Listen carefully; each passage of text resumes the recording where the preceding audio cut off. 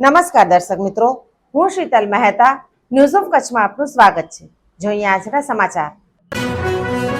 ગાંધીધામ જૈન શ્વેતાંબર મૂર્તિ પૂજક સંઘ મધ્યે રવિવારે આચાર્ય શ્રીમદ વિજય કીર્તિચંદ્ર સુરેશ્વરજી મહારાજ સાહેબ અને કીર્તિ દર્શન સુરેશ્વરજી મહારાજ સાહેબ તથા અનેક શ્રમણી ભગવંતોના પ્રવેશ ઉત્સવની તડામાર તૈયારીઓ.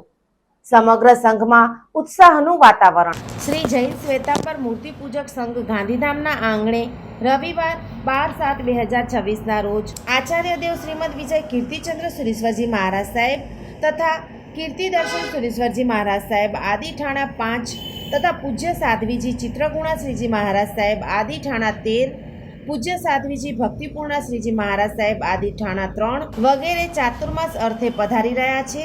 ત્યારે ગાંધીધામ સંઘમાં ખૂબ જ હર્ષ અને ઉત્સાહ જોવા મળી રહ્યો છે. પૂજ્યશ્રીના પ્રવેશને ભવ્ય બનાવવા રસ્તાને તથા તમામ સ્થળોને સારી રીતે શણગારવામાં આવી રહ્યા છે.